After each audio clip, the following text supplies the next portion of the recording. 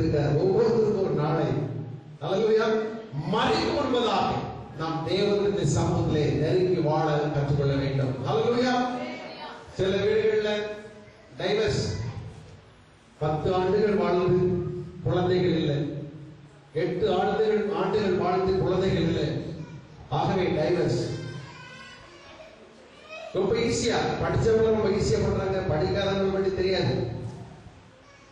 இப்போ சமீபமாய் நடத்துற மீட்டிங் வர்றது எல்லாமே தெலுங்கு மக்கள்.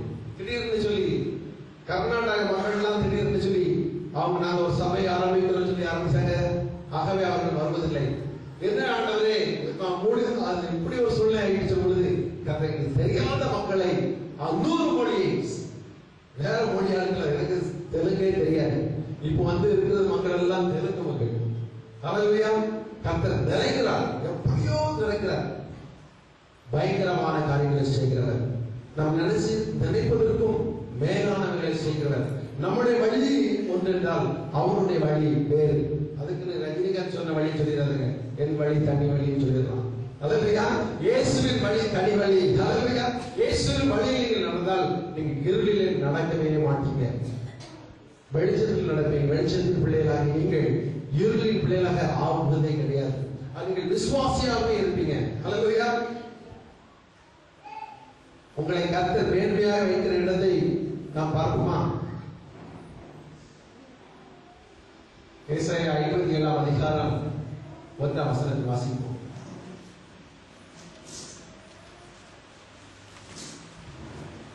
நீதிமான் மடிந்து போகிறான், ஒருவரும் அதை மனதில் வைக்கிறதில்லை. புத்திமான்கள் எடுத்துக்கொள்ளப்படுகிறார்கள், ஆனாலும் தீங்கு வராதற்கு முன்னே நீதிமான் எடுத்துக்கொள்ளப்படுகிறான் என்பதை சிந்திப்பார் இல்லை. இன்னொரு வசனம் வாசிப்போம். ஏசாயா 56:5 வசனம். நான் அவர்களுக்கு என் ஆலயத்தையும் என் மதில்களுக்குள்ள குமாரருக்கும் குமாரத்திற்கும் இடத்தையும் கீர்த்தியை பார்க்கலும் உத்தம இடத்தையும் கீர்த்தியும் கொடுப்பேன் என்று அழியாத நித்திய நாமத்தை அவர்களுக்கு அருள்வேன். கர்த்தரை சேவிக்கவும் கர்த்தருடைய நாமத்தை நேசிக்கவும் அவருக்கு ஊழியக்காரராக இருக்கவும் அவரை சேர்ந்து ஓய்வு நாளை பரிசுத்த விளைச்சலாகாதபடி ஆசாரித்து என் உடன்படிக்கையை பற்றி கொண்டிருக்கிற அந்நிய புத்திரர் அனைவரையும் நான் என் பரிசுத்த பருவதற்கு கொண்டு வந்து என் ஜெப வீட்டிலே அவர்களை மகிழ பண்ணுவேன். அவர்களுடைய சர்வான தகனங்களும் அவர்களுடைய பலிகளும் என் பலிபீடத்தின் மேல் அங்கீகரிக்கப்பட்டிருக்கும். என்னுடைய வீடு சகல ஜனங்களுக்கும் துன்மார்க்கனும் அதை மன்னித்து போகிறான், நீதிமானும் மன்னித்து போகிறான். ஆனால் தீங்கு வருவதற்கு முன்பதாகவே நீதிமான் எடுத்துக்கொள்ளப்படுகிறான். அப்போ இதை செய்வதற்கு எனக்கு ஒருவருக்கு தெரியும், ஒரு பிசினஸ் பண்ணுகிறார், நல்ல பிசினஸ், மணல் லாரி லாரியா எடுத்து கான்ட்ராக்ட் நடப்படுது. ஒரு வருடத்துல 66 லட்சம் இன்கம் டாக்ஸ்லாம் வந்து அவன் சொல்லி அந்த அதுக்குள்ள டாக்ஸ் எல்லாம் கட்டி பெர்மனன்ட் ஒரு number, permanent number, income tax ஒரு பே பண்ற ஒரு நம்பர் வாங்கியாச்சு, பேன், பிஏஎன் பேன். அது பிறகு பிசினஸே இல்லை. ஏன் அப்படி ஆயிடுச்சு? நான் அங்கீகரிக்கப்பட்ட ஒரு லட்சாதிபதி என்று சொல்லும்போது எனக்கு பிசினஸ் இல்லை, அதுக்கு மேல பிசினஸ் இருந்துச்சு. பின்பதாக என்ன ஆச்சுன்னு சொன்னா, ஒரு மிஷின்ல கை விட்டு வலது கையில இந்த விரல் போச்சு. முதல்ல வருமானம் போச்சு, ரெண்டாவது சம்பாதிக்க கூடாதபடிக்கு இந்த விரல் போச்சு.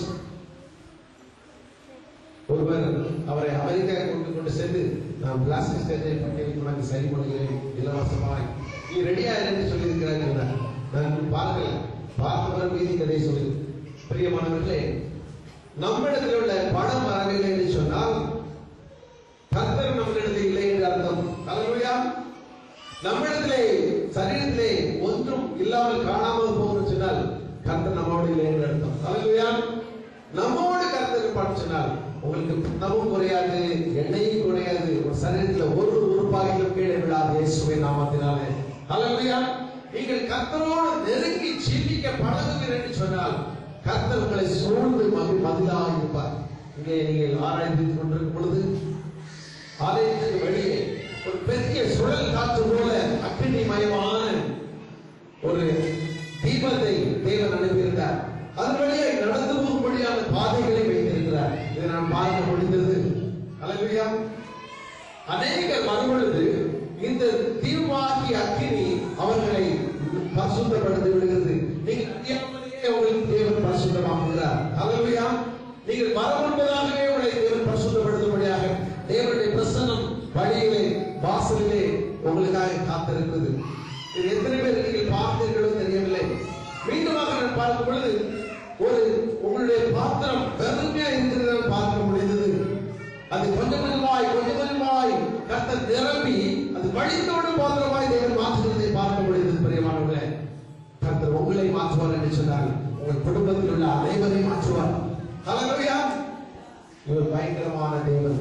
உங்களை கீர்த்தியான இடத்தில் இருக்க போகிறார். நலமான இடத்தை நீங்கள் தேடினீர்கள். நீங்கள் கீர்த்தியான இடத்தை தேடினீர்கள். கர்த்தர் உங்களுக்கு உத்தமமான இடத்தை தருகிறார். நல்ல இடம் என்ன?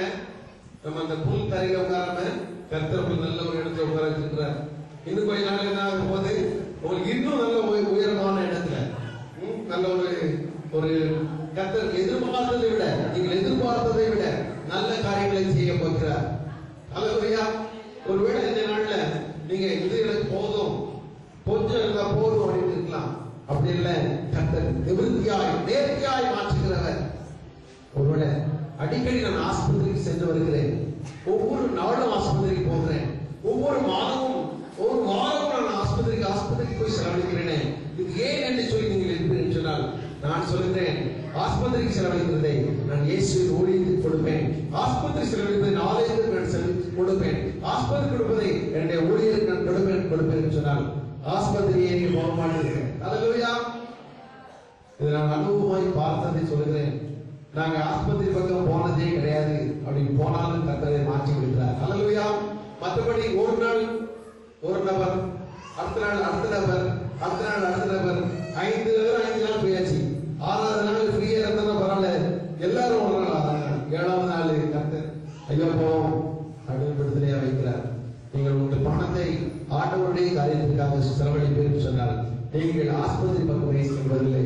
அல்லேலூயா. கர்த்தர் நேர்த்தியான இடத்தை ஆஸ்பத்திரியில் போய் குளுக்கோஸ் ஏற்றி நான் பலம் நடந்தேன் என்று சொல்கிறேன் என்று சொன்னால் ஆஸ்பத்திரிக்கு போகாமல் கர்த்தர் சபையில் அழைத்து உங்களை பலப்படுத்தி நிவர்த்தி பண்ணுவார். அந்த வலியே இல்லாமல் மாற்றுவார். திரும்பி அந்த வியாதி வராது. அல்லேலூயா. தலைவலியும் வயிற்றுவலியும் அவனவனுக்கு வந்தாதான் தெரியும் சொல்வாங்க. உங்களுக்கு அது தெரியல, எங்களுக்கு தான் தெரியும் சொல்றீங்களா? ஆனால் இயேசுவுக்கு தெரியும். அல்லேலூயா. யாருக்கு தலைவலியோ இயேசுவிடத்துல சொல்லுவோம்.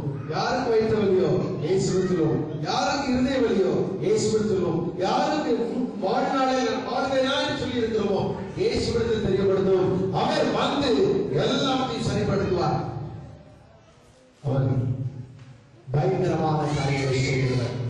நீங்கள் சுகமாய் இருக்கும்படியாக, உங்கள் உயர் ஸ்தலத்தை வைக்கும்படியாக அவர் ஆவலோடு காத்திருக்கிறார். அல்லேலூயா. அவர் என்னை நிரப்புவார் என்று சொல்லுமா? அவர் என்னோடு இந்த பெரிய காரியங்களை செய்வார் என்று சொல்லுமா? குதிரை இந்த நாளுக்கு தான் ஆயத்தப்பட்டிருக்கோம், ஆனால் செய்யவும் கர்த்தரால் வரும். நம் காலையில் எழுந்து அவர் சமூகத்தில் ஆயத்தமாகி அவருடைய வார்த்தைகளை கேட்கும்படியாக பழகிக் கொள்வோம். அவர் நம்மோடு உடன்படிக்கை பண்ணுவார். நீ என்னுடையவன், நான் உன்னுடையவன் என்று சொல்வார். உங்களுக்கு உடன்படிக்கை பண்ணுவது மாத்திரமல்ல, நீங்கள் அறியாத ஒரு நாமத்தை அவர் பேச்சில் எழுதுவார். என்ன நாமம், என்ன பெயர் என்று சொல்லி நீ ஜெபித்து தெரிந்து கொள்ள வேண்டும். நாங்க ஊழியம் பண்றவங்க வந்து எனக்கு கர்த்தர் என்ன நாமத்தை எழுதினால் பார்த்து சொல்லுங்க சொன்னா அது விசுவாசிக்க அழகாக. நீங்கள் தான் ஜெபிக்க வேண்டும், நீங்கள் தான் அறிந்து கொள்ள வேண்டும் கர்த்தர் உங்களுக்கு புதிய நாமத்தை எதை கொடுத்திருக்கிறார் சொல்லி. அல்லேலூயா. அப்படி நாமங்களை பெயர்களை கொடுத்திருந்தால் அந்த பெயரின்படியே நீங்கள் ஜெபிங்கள். இந்த புதிய பெயரை தந்திரிகளே, நன்றி ஆண்டவரே, ஞானஸ்நானத்தில் ஒரு பெயர் கொடுத்திருக்கலாம், அந்த பெயரையே சொல்லி பழகுங்க. பழைய பெயரெல்லாம் விட்டுருங்க. கர்த்தர் பயங்கரமாக செய்வார். அல்லேலூயா. எல்லாரும் எழுதிருக்குமா? Thank you, thank you master, thank you Jesus. ஹalleluya. தேங்க்யூ.